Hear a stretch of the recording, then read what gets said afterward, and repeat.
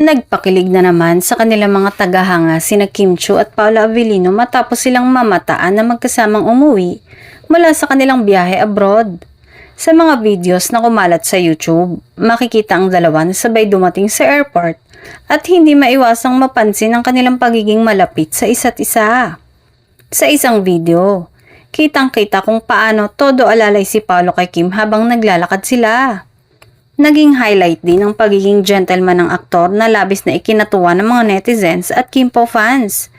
Marami ang nagkomento na swerte daw ni Kim dahil sa sweet gestures ni Paolo. Hindi na bago ang mga ganitong eksena dahil ilang ulit nang napapansin ang kanilang chemistry on and off cam. Lalo na matapos ang matagumpay nilang mga teleserye. Kaya naman mas lalong tumitibay ang suporta ng kanilang fans sa posibilidad na masundan pa ang kanilang tambalan sa TV man o sa totoong buhay. Swerte ni Kim kay Pao.